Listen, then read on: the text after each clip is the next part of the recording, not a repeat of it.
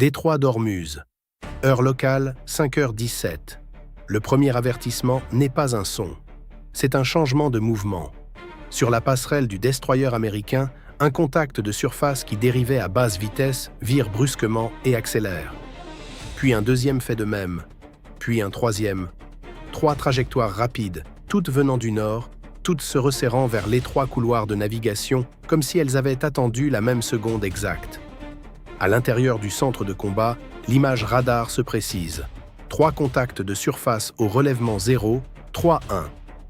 Vitesse en hausse, le destroyer est déjà au cœur de l'un des passages d'eau les plus étroits de la planète, effectuant un transit légal au milieu du trafic marchand, dispersé en avant et en arrière.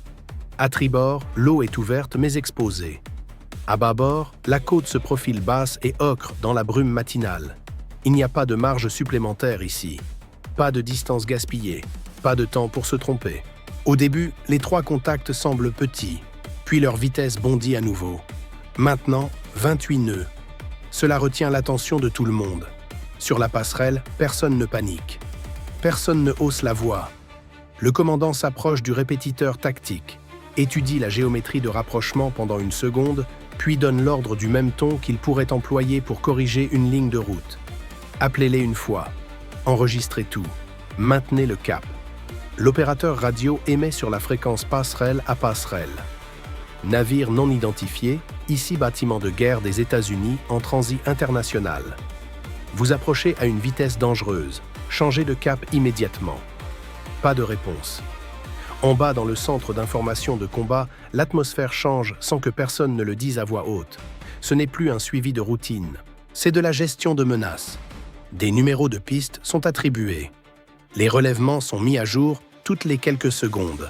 Le point de passage le plus proche estimé commence à rétrécir rapidement. Point de passage le plus proche inférieur à 4 milles nautiques. L'équipe de guerre électronique commence à enregistrer les émissions. Au début, ce ne sont que des parasites de fond venant de la côte, du trafic commercial, des bruits portuaires, mais ensuite, un radar côtier balaie le destroyer une nouvelle fois. Plus net cette fois, plus délibéré.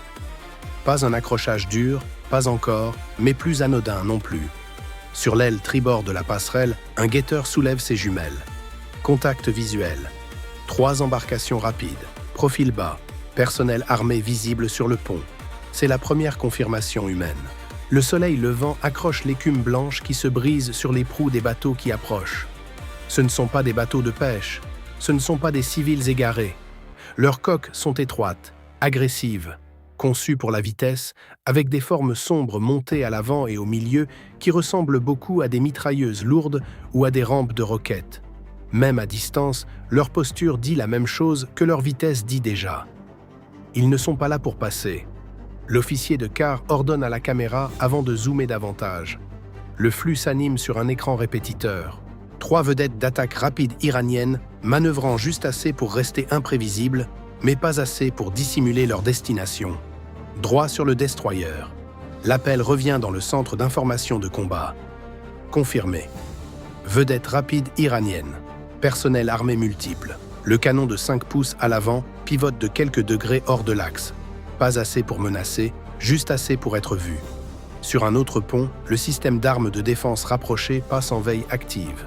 Son dôme blanc immobile pour l'instant, en attente. Les équipages des missiles ne courent pas, ils n'en ont pas besoin. Sur un navire comme celui-ci, la préparation est intégrée dans l'acier. Un autre appel radio part, cette fois plus ferme. Bâtiments iraniens, vous approchez d'un navire de la marine des États-Unis à une distance dangereuse. Changez de cap maintenant. Toujours rien. Le destroyer maintient sa ligne dans le chenal, son sillage droit est maîtrisé derrière lui, cela compte. Chaque marin à bord comprend pourquoi.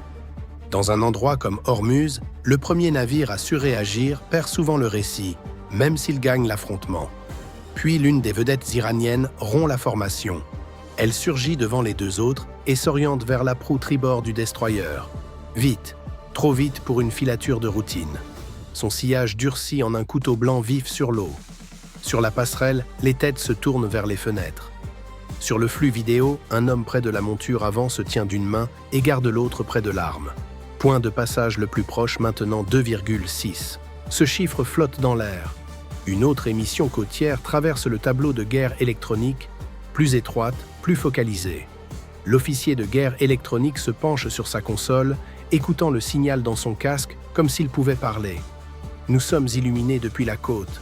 Le mode de recherche semble plus serré. Il ne dit pas « batterie de missiles ». Il n'en a pas besoin. Sur la passerelle, le commandant observe la vedette iranienne de tête dévorer la distance. Les deuxième et troisième vedettes s'écartent davantage maintenant. L'une se maintient à l'extérieur, l'autre glisse vers l'arrière comme si elle cherchait à construire des angles. Pas un mouvement aléatoire, pas de la forfanterie, de la coordination. C'est alors que le commandant donne l'ordre suivant. Établissez la condition 3. Des annonces de postes clés résonnent à travers le navire. Des portes en acier s'ouvrent, des bottes frappent les escaliers. Les marins se déplacent vite, sans précipitation. L'entraînement prend le relais là où l'adrénaline commence. La barre tient. Les machines répondent proprement. Le destroyer ne tourne pas. Dehors, la vedette iranienne de tête continue d'avancer. La distance diminue à nouveau. Le radar côtier balaie plus fort. Et dans la première lumière pâle sur Hormuz, avec 3 bateaux armés qui se rapprochent et la côte qui commence à s'éveiller derrière eux, le matin cesse enfin de ressembler à un transit et commence à ressembler à un piège. Heure locale, 5h21, détroit d'Hormuz, la vedette iranienne rapide de tête ne ralentit pas. Elle traverse directement la proue tribord du destroyer à une distance si serrée que chaque homme sur la passerelle peut voir le numéro de coque à travers les embruns. Le sillage jaillit vers l'extérieur en une gerbe blanche, frappant durement sous l'épaule avant du destroyer. Un café tremble dans un porte-gobelet de console. Un guetteur saisit la rambarde. Personne ne dit ce que tout le monde pense. C'était délibéré. Point de passage le plus proche, 1,2 milles nautiques. Rapporte le centre d'information de combat. Puis la deuxième vedette iranienne s'écarte davantage à tribord, reculant juste assez pour créer de l'espace. La troisième glisse à l'arrière, maintenant la vitesse du destroyer depuis un angle inférieur, accrochée au quart, comme si elle cherchait un angle mort qui n'existe pas. En moins de 30 secondes, la géométrie passe d'une approche agressive à quelque chose de plus serré. Une parenthèse partielle sur la passerelle. Le commandant observe le schéma se stabiliser. Ils construisent des angles, dit l'officier d'action tactique sur le circuit. Pas de réponse immédiate. Le commandant regarde à travers la vitre avant, suivant la vedette de tête qui rebondit sur la houle, puis se tourne vers le répétiteur où les 3 sillages forment maintenant un crochet lâche autour du côté tribord du navire américain. En bas dans le centre d'information de combat, le tableau devient plus dense de seconde en seconde. Piste de surface, émissions côtières, trafic marchand plus au sud. Pas de place pour la confusion. Chaque mouvement doit être séparé, étiqueté, compris. Le radar du destroyer maintient le tableau de surface stable, tandis que le flux électro-optique se resserre sur la coque iranienne la plus proche. Équipage sur le pont, casque, gilet sombre, un bouclier d'armes monté à l'avant, des tubes montés à l'arrière, des rampes de roquettes peut-être, peut-être pas. À cette distance, peut-être c'est déjà suffisamment mauvais. La radio passerelle à passerelle crépite à nouveau. Vedettes rapides iraniennes. Ici, bâtiment de guerre des États-Unis. Vos manœuvres sont dangereuses. Changez de cap immédiatement. Rien. Puis pour la première fois, une voix répond depuis l'eau. Masculine, plate. Anglais à accent persan. Bâtiment de guerre américain. Vous approchez d'une zone de sécurité iranienne. Changez de cap vers le sud immédiatement. La réplique est sèche. Mais ce qui compte, ce ne sont pas les mots. C'est le moment. La vedette de tête coupe plus près à mesure que la transmission se termine. Comme si l'appel radio n'était là que pour gagner 3 secondes d'approche supplémentaire. Sur l'aile tribord du destroyer, un guetteur parle sans baisser ses jumelles. Un membre d'équipage sur la vedette de tête se tient près de la monture avant. Cela gèle l'air pendant une demi-seconde. À l'intérieur du centre d'information de combat, l'officier de guerre électronique lève les yeux de sa console. Le balayage radar côtier se resserre. Toujours pas de contrôle de tir, toujours pas net. Le commandant hoche la tête une fois. Lancez l'hélico. Sur le pont d'envol, l'ordre frappe comme un interrupteur actionné dans l'acier. Le MH-60R. Seahawk était déjà en alerte. Pales replié. Équipage proche. Maintenant, les chaînes d'amarrage s'enlèvent vite. L'équipage du pont entre en action. Sprint accroupi, les pales de rotor se déploient. Le sifflement de la turbine monte d'un bourdonnement à un hurlement métallique dur qui déchire l'air matinal. Sur la passerelle, personne ne se retourne pour regarder vers l'arrière. Ils savent ce qui se passe rien qu'au son. La vedette iranienne de tête surgit à nouveau, plus proche maintenant, projetant des embruns assez hauts pour qu'ils brillent dans le soleil comme du verre brisé. Distance 1800 yards. Le canon de 5 pouces du destroyer pivote davantage à droite. Pas verrouillé, pas visé pour tirer, juste visible, juste indéniable. Le système d'armes de défense rapproché s'anime complètement, se déplaçant avec une lente conscience mécanique qui dit que le navire en a fini de prétendre que c'est de la routine. Puis le Seahawk décolle. Le souffle du rotor traverse le pont et se répand sur l'eau. En quelques secondes, l'hélicoptère incline le nez vers le bas et glisse côté bâbord, puis vire brusquement à travers la proue du destroyer, traversant de gauche à droite dans la ligne de visée de la vedette iranienne. Son corps gris clignote dans la brume de l'aube, bas sur la mer, se rapprochant avec la confiance de quelque chose construit pour dominer les petits bateaux. À l'intérieur de l'hélicoptère, l'opérateur de capteur amène le MX-20 sur la vedette de tête. L'équipage du cockpit reste silencieux. Le pilote le maintient bas, agressif, contrôlé, pas un survol pour le spectacle. Une insertion délibérée dans l'espace qu'Iran a essayé de dominer.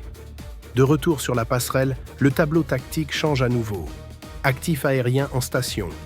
Le Seahawk glisse en avant de la vedette iranienne la plus proche et s'y maintient juste en décalé, forçant chaque homme sur cet engin à lever les yeux.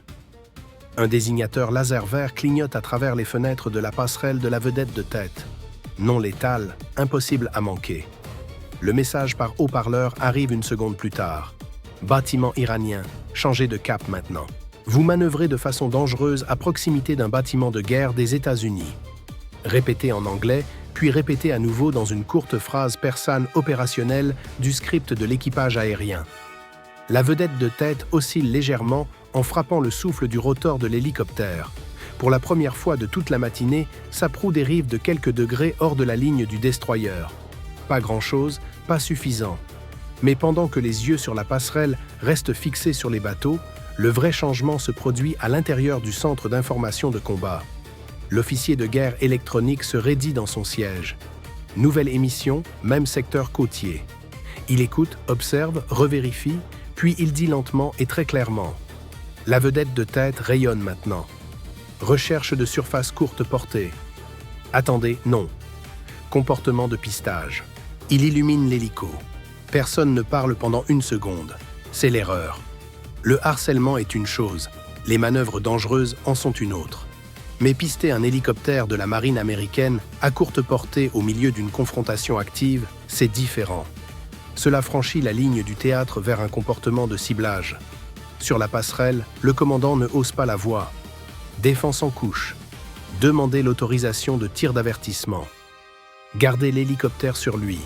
Le Seahawk vire plus serré, caméra verrouillée, laser stable, chaque seconde horodatée et enregistrée. En dessous, les missiles restent silencieux.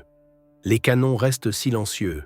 Le navire tient toujours son cap, mais le détroit d'Ormuz semble plus petit maintenant parce que ce n'est plus seulement 3 vedettes iraniennes qui essaient d'ébranler un destroyer. Maintenant, l'une d'elles commence à cibler en retour. Heure locale, 5h24, détroit d'Ormuz. Le destroyer ne regarde plus 3 bateaux. Maintenant, il regarde un système. À l'intérieur du centre d'information de combat, les pistes de surface restent serrées sur l'écran. Mais le tableau plus large se précise enfin. 3 vedettes rapides iraniennes côté tribord.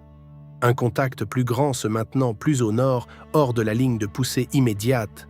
Maintenant une vitesse mesurée qui n'a aucun sens tactique, à moins qu'il ne soit là pour observer, relayer ou commander. Et derrière tout cela, sur la côte, le même secteur radar continue de pulser avec une régularité disciplinée. Plus aléatoire, plus de bruit de fond. Ce n'est pas du harcèlement improvisé. C'est de la pression coordonnée. Le Seahawk reste bas sur l'eau, décalé par rapport à la vedette iranienne de tête, nez légèrement baissé, caméra fixée. Toutes les quelques secondes, l'hélicoptère tangue dans les turbulences du souffle de rotor venant de la houle et du sillage du bateau. Dans le cockpit, le pilote garde les mains stables. L'opérateur de capteur ne détourne pas les yeux de l'écran. Le désignateur laser reste non létal, visible, ferme. Un rappel vert vif sur le verre de la passerelle iranienne que chaque mouvement est maintenant sous un objectif. En dessous, la vedette de tête garde sa proue haute mais ne charge plus aussi fort. Son sillage raccourci.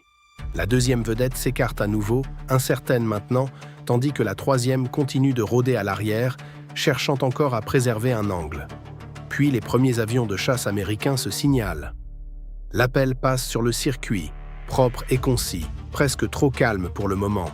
Fast Eagle en station. Sur la passerelle du destroyer, personne ne crie de joie. Personne ne lève même les yeux vers le ciel, mais l'effet est immédiat. Dans le système de combat, 2 pistes aériennes amies apparaissent depuis le sud, se déplaçant vite, descendant dans la zone avec assez de vitesse pour montrer clairement qu'elles n'ont pas décollé pour le spectacle. Qu'elles viennent d'un pont de porte-avions plus au large ou d'une orbite de patrouille planifiée déjà proche du couloir, importe peu aux marins à bord. Ce qui compte, c'est qu'elles sont là maintenant. Et maintenant, l'équilibre change. L'officier d'action tactique informe le commandant. 2 chasseurs en surplomb en moins d'1 minute. L'hélico maintient le contact visuel. Contact de surface toujours actif. Émetteur côtier illuminant toujours de façon intermittente. Le commandant donne l'ordre sans hésitation.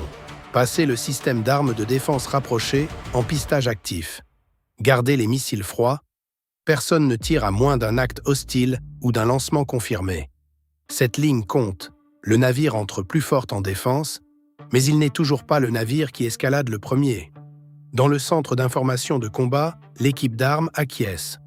Le système d'armes de défense rapproché passe de l'état de préparation à l'intention. Les servomoteurs ronronnent. La logique de pistage se resserre. Le canon de 5 pouces reste orienté à tribord, silencieux mais pleinement engagé. Maintenant, la guerre électronique commence à alimenter des options de contre-mesure dans la boucle tactique. Rien de lancé, rien de brouillé agressivement encore. Mais le destroyer n'observe plus simplement l'engagement, il le façonne. Dehors, le premier chasseur passe en trombe au-dessus, pas assez bas pour provoquer, assez bas pour être compris. Une silhouette sombre traverse le ciel matinal pâle et vire en large arc au-dessus du détroit, puis revient dans un arc propre qui place la puissance aérienne américaine directement au-dessus du groupe de vedettes iraniennes. Un deuxième suit en décalé. Maintenant assez de séparation pour couvrir toute la zone. Du pont de la vedette iranienne de tête, le message est simple. Vous n'encombrez plus un seul destroyer. Vous vous trouvez sous une réponse en couche. L'équipage du Seahawk le voit se produire avant la passerelle. La deuxième vedette iranienne dérive d'abord de quelques degrés, puis un peu plus. Son équipage commence à regarder vers le haut plutôt que vers l'avant. Un homme près de la monture d'armes lève un bras, soit en pointant les chasseurs, soit en signalant à la passerelle. La troisième vedette ralentit d'un demi-nœud, puis d'un autre. De petits changements, mais dans les confrontations en eau resserrée, les mouvements minuscules parlent fort. Seule la vedette de tête continue de presser. Pas aussi fort qu'avant, mais suffisamment. De retour dans le centre d'information de combat, une autre voix intervient. Nouveau tableau aérien négatif. Aucun aéronef iranien en vol. Contact de surface plus grand reste au nord. Radar côtier toujours actif. Recommande de maintenir la pression. Le commandant du destroyer étudie le tracé pendant une demi-seconde de plus qu'auparavant. Il ne regarde plus seulement le bateau. Il regarde la chaîne derrière lui, la vedette de tête, la vedette extérieure, le navire plus grand, le radar à terre, le moment des appels radio, la façon dont le comportement de pistage est apparu seulement après que l'hélicoptère soit entré dans la zone. C'est le tableau maintenant. Couche contre couche, et puis la côte change à nouveau l'équation. L'officier de guerre électronique se retourne dans son siège, une main toujours sur la console.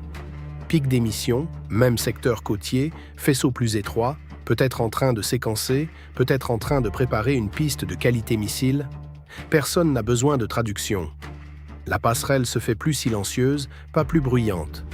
C'est ainsi que sonne le vrai danger sur un navire de guerre. Moins de mots gaspillés, moins de mouvements, plus d'attention.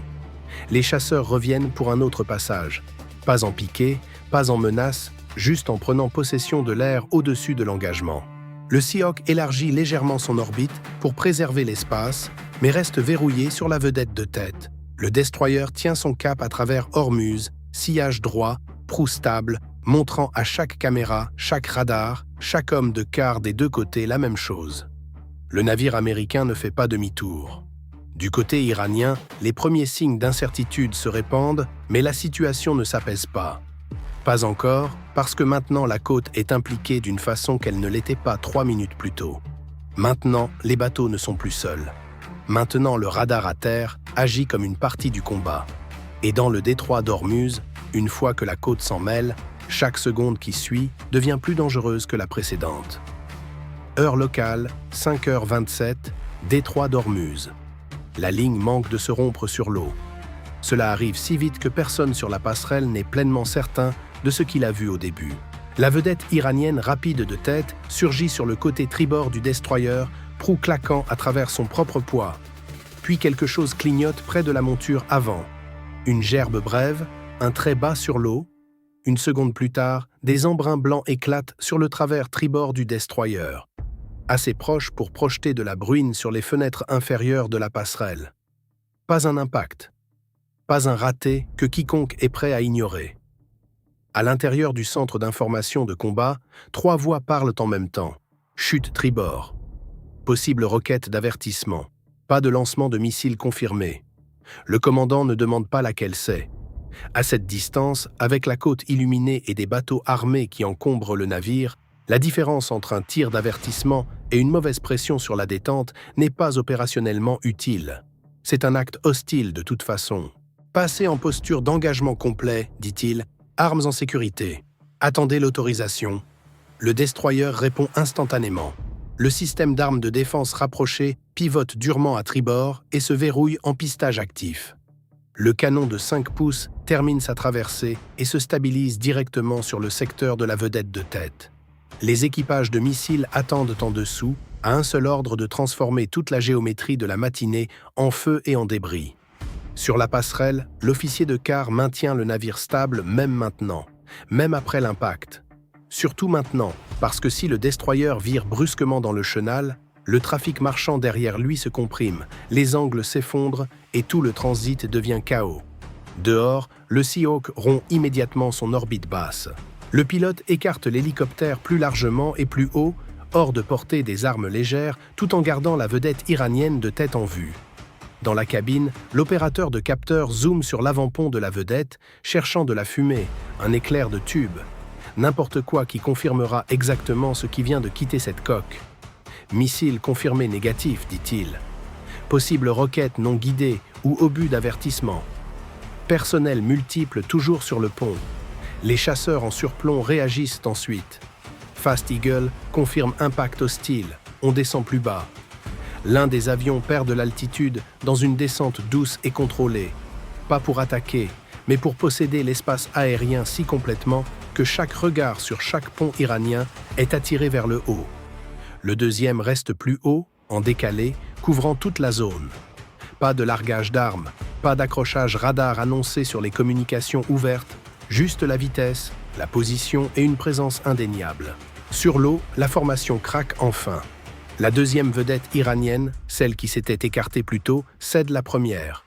Sa proue dérive hors de la route, le sillage s'aplatissant tandis que le pilote réduit la vitesse. La troisième vedette hésite à l'arrière, prise entre rester dans la parenthèse et s'extraire avant que les Américains décident que l'impact était suffisant. Seule la vedette de tête reste dangereusement engagée, toujours proche, toujours violente dans son mouvement, mais n'ayant plus le contrôle de la scène qu'elle a à commencer. Puis la côte frappe à nouveau le circuit. La voix de l'officier de guerre électronique est plus tranchante maintenant. L'émetteur côtier est plus fort. Courte rafale. Possible radar de séquençage. Toujours pas de lancement confirmé. Les mots tombent lourds dans le centre d'information de combat. Le destroyer fait maintenant face à 2 couches de menaces simultanément. Les vedettes armées à portée visuelle et un système côtier qui pourrait alimenter des données de ciblage depuis plus loin dans les terres. C'est ainsi que le harcèlement par petites embarcations se transforme en engagement réel. Pas avec un seul ton de missile net, avec une incertitude accumulée. Eau, radar, moment, mauvaise décision. Le commandant fait son prochain mouvement.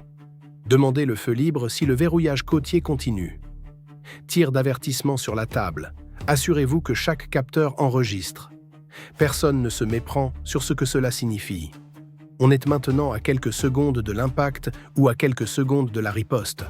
Sur la vedette iranienne de tête, l'effet est enfin visible. À travers les optiques du destroyer, un membre d'équipage près de la monture avant se baisse. Un autre homme se retourne vers la passerelle et gesticule violemment avec les deux bras. La proue du bateau embarde à gauche, puis se redresse. Pendant un moment dangereux, il semble que le pilote ne puisse décider s'il fonce ou s'il se dégage. Le Seahawk tourne plus largement, caméra toujours fixée. Le chasseur inférieur traverse le dessus de la zone d'engagement assez vite pour secouer les embruns des sommets des vagues. Il ne tire pas. Il n'en a pas besoin. Le passage est une lame tranchée à travers le matin et soudainement, la vedette iranienne de tête perd courage. Sa proue vire brusquement à tribord. Le sillage, qui se dirigeait droit et étroit vers le destroyer, se courbe en un croissant blanc qui s'éloigne du navire. La troisième vedette suit presque immédiatement, virant vers l'extérieur et vers l'arrière. La deuxième, qui dérivait déjà, s'engage pleinement et augmente la distance. La parenthèse est brisée, mais le danger ne l'est pas. Le radar côtier pulse toujours depuis la rive.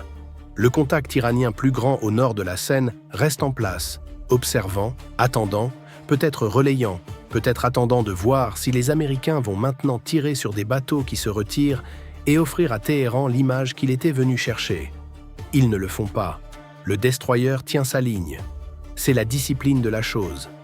Canons orientés, défense chaude, chasseurs en surplomb, hélicoptères en décalé, équipage prêt à répondre avec une force écrasante. Et pourtant le navire refuse d'être le premier à perdre le contrôle. Sur la passerelle, personne ne se détend encore. Pas après l'impact. Pas avec la côte toujours éveillée derrière les bateaux. Le commandant observe la vedette de tête élargir l'écart et dit seulement une phrase. Ils ont poussé jusqu'au bord. Il ne finit pas la pensée. Il n'en a pas besoin. Tout le monde sur la passerelle, dans le centre d'information de combat, dans le Seahawk et en surplomb dans les chasseurs, sait déjà ce qui attendait de l'autre côté de ce bord. Et pendant une longue seconde au-dessus du détroit d'Ormuz, l'Iran l'a vu aussi, et a reculé juste à temps. Le destroyer, lui, n'a jamais bougé. Heure locale 5h34, détroit d'Ormuz. Les vedettes iraniennes ouvrent maintenant la distance. Pas vite au début, pas dans une retraite propre et évidente. La vedette de tête, la même qui avait coupé le plus fort et s'était approchée le plus près, garde sa proue orientée juste assez pour sauver la face. La deuxième vedette s'est déjà écartée vers des eaux plus sûres. La troisième, qui s'était attardée à l'arrière en essayant de préserver la parenthèse, abandonne finalement l'angle et glisse hors du quart du destroyer. En surface, cela semble contrôlé, presque professionnel même, mais la géométrie dit autre chose. Le piège est parti. À l'intérieur du centre d'information de combat, le tableau de surface s'étend à nouveau par degrés. Le point de passage le plus proche commence à augmenter au lieu de s'effondrer. 1,8, 2,4, 3,1, de petits chiffres sur un écran. Mais lors d'une matinée comme celle-ci, ils ressemblent à de l'oxygène qui revient dans la pièce. Personne ne dit cela non plus. Le commandant reste sur la passerelle, les yeux vers l'avant, un regard sur le répétiteur, un regard à travers la vitre, puis retour à la ligne d'horizon où le détroit se rétrécit dans la chaleur et la brume. Le destroyer n'a pas changé de cap. Il n'a pas réduit sa vitesse. Il n'a pas cédé 1 mètre d'eau. Cela compte. Au-dessus du navire, les chasseurs restent dans leur orbite, l'un en altitude, l'autre plus bas, tous deux tenant la zone avec une autorité tranquille. Le Seahawk reste en décalé et large maintenant, ne se rapprochant plus de la vedette de tête, mais observant toujours, filmant toujours, assez proche pour rappeler à chaque marin sur ses coques iraniennes que rien de ce qui s'est passé ce matin n'appartient seulement à la mémoire. Tout est enregistré. Contact de surface avec séparation croissante, rapporte le centre d'information de combat. L'officier d'action tactique répond sans émotion. Continuez le pistage. L'officier de guerre électronique écoute toujours la côte. L'émetteur côtier qui s'était aiguisé et pulsé tout au long de la confrontation commence à perdre de l'intensité. Pas d'un coup. Un balayage, une pause, un autre balayage plus faible, puis de plus longues pauses entre eux. On voit une puissance réduite du secteur côtier, dit-il. Toujours actif, moins agressif. Encore une fois, personne ne lit trop loin dedans. Dans Hormuz, un radar qui se tait ne signifie pas la paix. Cela signifie seulement qu'une phase se termine. Sur le pont d'envol, les équipages restent prêts. Personne ne se détend encore. Les équipes d'amarrage attendent près de leur station. Les équipages d'armes restent proches. L'odeur de carburant et de métal chaud flotte dans l'air sous le battement régulier du destroyer qui avance dans le chenal. Plus bas, les équipages de missiles restent en posture. Le canon de 5 pouces reste orienté tribord.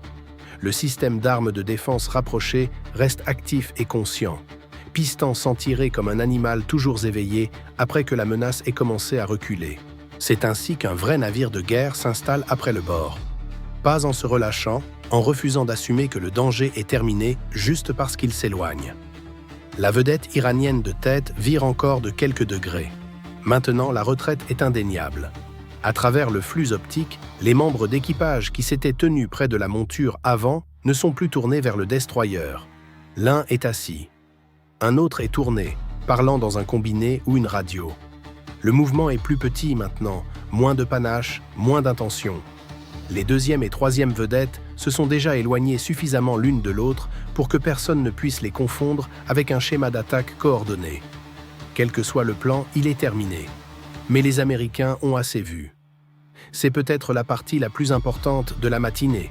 L'Iran n'a pas endommagé le navire, n'a pas forcé le destroyer hors du couloir, n'a pas contraint un virage américain, n'a pas piégé une réponse paniquée. Au contraire, en moins de 20 minutes, ils ont exposé leur timing, leur coordination en petites embarcations, leur rythme de communication, leur comportement radar depuis la côte et le point où la pression s'est transformée en comportement de ciblage réel. Chaque rafale, chaque balayage, chaque mouvement dangereux a été consigné, horodaté, recoupé et archivé. C'est le genre d'erreur qui dure bien plus longtemps que la fumée sur l'eau. Le commandant donne finalement l'ordre de relâcher une couche de posture. Maintenez le pistage, descendez par paliers, gardez l'air en surplomb. Ce n'est pas une commande dramatique, elle n'est pas censée l'être. Sur un navire comme celui-ci, la survie n'est pas célébrée. Elle est attendue. La discipline est le propos. À l'intérieur du centre d'information de combat, les annonces continuent à un rythme plus bas maintenant. Mais elles ne s'arrêtent pas. Le contact iranien plus grand qui s'était attardé au nord de la Seine reste sur l'écran. Plus loin, toujours à l'observation. Les chasseurs en surplomb continuent leur virage mesuré. Le Seahawk commence à travailler vers le retour au destroyer, non pas parce que la situation est oubliée, mais parce que le message a été délivré et les preuves ont été collectées. De retour sur la passerelle, la lumière du matin est maintenant pleinement levée. Les navires marchands traversent toujours le détroit. Le destroyer continue d'avancer. Même cap, même transit, même mission. C'est peut-être la réponse la plus claire de toutes. Pas de communiqué de presse, pas de discours, pas de tir d'avertissement, pas de coup d'éclat dramatique. L'Iran a appuyé. Les États-Unis ont réagi immédiatement. Pas avec de la panique, pas avec du bruit, avec des couches, avec du contrôle, avec assez de force visible pour arrêter l'affrontement sans en perdre le commandement. Les bateaux continuent de s'éloigner derrière le quart tribord. Le radar côtier s'efface dans l'arrière-plan. Le détroit d'Ormuz s'ouvre un peu devant la proue, mais personne à bord ne confond le calme avec la sécurité. Parce que des endroits comme celui-ci ne pardonnent pas les mauvaises décisions longtemps. Un éclair près d'une monture avant, une gerbe d'embrun à côté de la coque, un balayage radar depuis la côte qui se resserre un peu trop. C'est tout ce qu'il faut. Et ce matin, l'Iran est venu jusqu'à cette ligne, à regarder par-dessus et à reculer juste à temps. Le destroyer, lui, ne l'a jamais fait.